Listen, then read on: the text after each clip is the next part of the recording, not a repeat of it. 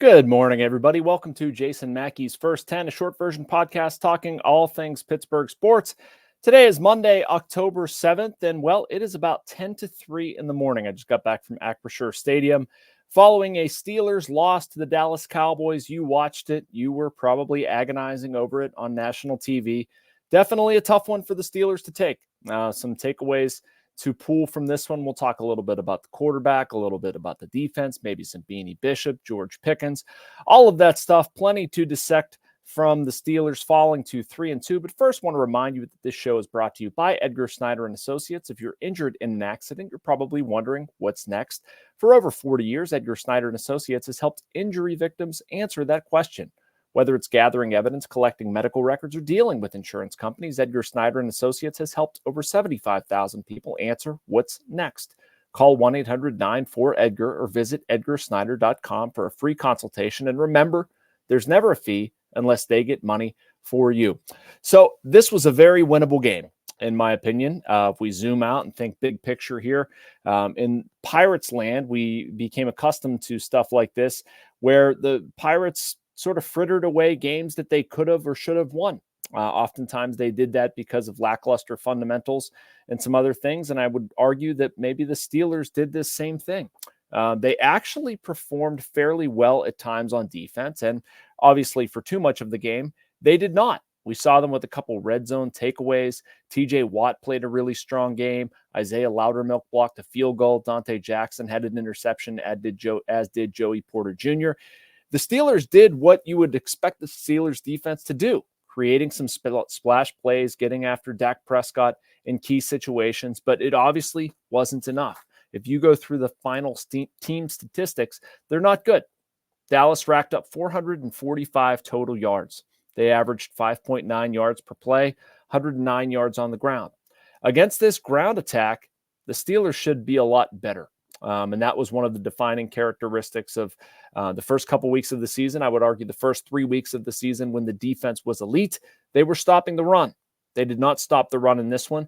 CeeDee Lamb was excellent, made some circus catches. I think you would expect that. But I think probably what you wouldn't expect is some of what Dallas did. Some of their backup tight ends were wide open. Jalen Tolbert, he caught the winning touchdown. He was far too open, far too many times, 7 catches for 87 yards for him.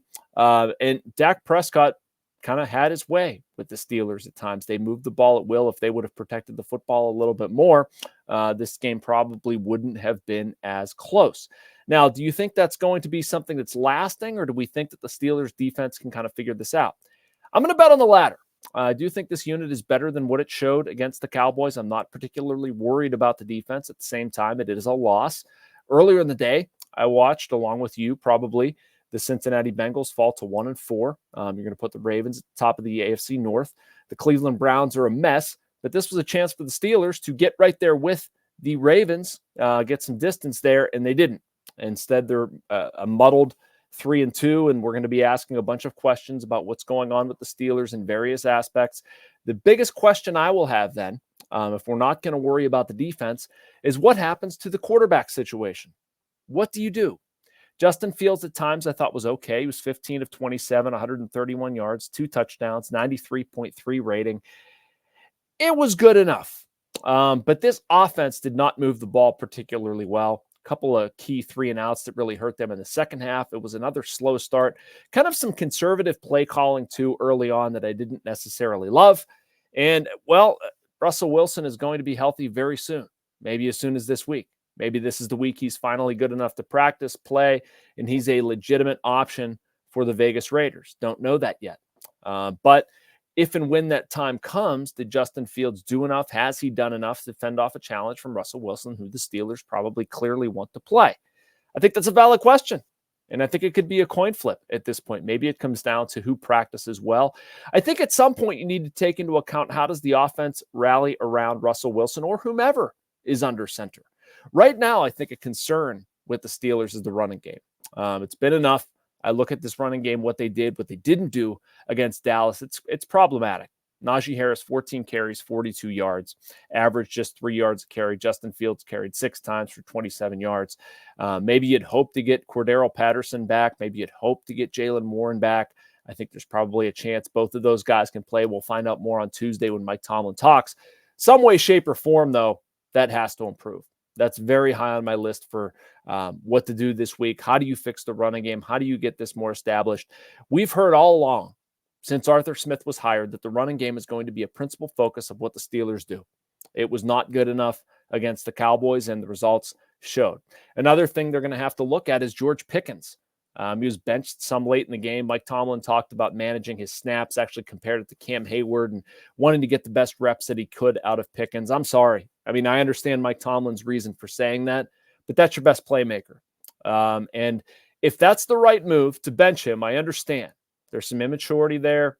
Not saying that that's not a concern, but you need that guy on the field. You need to get through to that guy. You need him to understand that he can be an absolute difference maker. That has not happened to this point, especially with the wide receivers that surround him.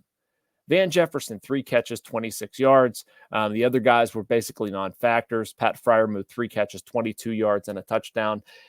Okay. I mean, it's not nearly enough. The Steelers' passing game was fairly good last week against the Indianapolis Colts. Other than that, it's been rather pedestrian. It's not all George Pickens' fault. It's not all Justin Fields' fault. It's not all anybody's fault. But you need all the weapons that you can. George Pickens is obviously a big part of that. So I think this week there's probably going to be some focus on Pickens, what he didn't do against the Cowboys, and how to get him right. I have one more Steelers point before I want to get to another batch of quick hit topics. But first, we're going to take our usual break with a message from the Bradenton Area Convention and Visitors Bureau. Embrace the laid-back charm of island life while sinking your toes in the sand and discovering real, authentic Florida in the Bradenton area. Unspoiled beauty and pristine beaches, a vibrant waterfront downtown energized by local arts and culture, fresh Floridian cuisine with a flourish of rich history, and friendly locals ready to welcome you to this preserved paradise on Florida's Gulf Coast. Plan your visit today at BradentonGulfIslands.com. And welcome back to First 10. I'm your host, Jason Mackey. We're here in the middle of the morning, every morning, at least Monday through Friday, talking all things Pittsburgh sports. Today, obviously, very heavy Steelers following their 20-17 loss to the Dallas Cowboys at Acrisure Stadium. Defensively, I thought there were some good things from the Steelers. I talked a little bit about TJ Watt. He did not do much against the Indianapolis Colts last week, but he was extremely effective against the Dallas Cowboys. 8 total tackles. 1.5 sacks, 3 quarterback hits, was absolutely a force. Not that anybody really doubted whether TJ Watt was going to be a force, but was probably their best defensive player. Nick Herbig was also noticeable in the pass rush as well. One player who was on the opposite of that coin, Beanie Bishop, slot corner, undrafted out of West Virginia, has largely handled himself pretty well, but it was clear the Dallas Cowboys were picking on him, going at him every opportunity they could get, and Beanie Bishop did not respond terribly well, did not hold his own, and whether he keeps that job, whether they turn to another player, remains to be seen. But I know that the performance that we saw against the Cowboys can't happen. Beanie Bishop in the slot corner role is probably going to be dissected a little bit more in this one. Congrats to Pitt football, by the way, as I make a hard transition away from the Steelers to a couple other topics. Ranked in the top 25. Pretty cool. Number 22 after their win on Saturday. A very impressive showing for them. Just continue to be impressed by what Cade Bell has done offensively, what Eli Holstein has done directing that offense. Desmond Reed is just an absolute stud of a playmaker, 210 all-purpose yards. Just a very good win for the Pitt Panthers, and right now they're 5-0 for the first time since 1991, and I think it's an interesting story here developing in Oakland. A lot of people, I probably had the Panthers at about 6 or 7 wins. I think I was probably optimistic, maybe got some laughs from people when I said that. I don't care. Now, I mean, if they would win 6 or 7 games, that would be a colossal failure in the second half of the season. I think now you start looking at the ACC. Who else is out there? Are the Panthers one of the best teams in the ACC? Right now, how crazy is this? If they would win out, they would wind up going to the college football playoff. Is the ACC champion? I don't know if that's realistic, but I know that right now Pitt's playing some pretty good football. Column I'm going to get to this week is on Pat Narduzzi. I think it's ironic that a lot of people have sort of labeled him as a pro-style kind of dinosaur offensively, doesn't want to get with the times of college football. Well, he's gotten with the times, and he's gotten with the times in a big way, because the way the Panthers are scoring points, it's very, very impressive. Really like what Cade Bell has been doing. We'll get to more Pitt stuff throughout the week. Also have some Pirates stuff coming up. Been working on a column about some of the discontent with fans toward the front office, how the front office has handled itself. Just not good in Pirates land right now. There's actually a protest happening later today around noon at the city county building. I'll probably swing down there and just see what that's all about. But just some questionable decisions, quotes, ways of doing things that I don't totally understand. I'm going to get into with the column later today. I'll talk about that a little bit tomorrow as well. Thank you so much for checking us out. I know it's kind of a funky schedule. I am ready to get some sleep. I don't know about any of you, although by the time you're watching this, you'll probably have actually had a normal night's rest. I will have not, but make sure you like and subscribe. You can get all of these videos and much more from our other Post-Gazette writers and columnists. Thanks for watching First 10. Talk to you tomorrow, everybody.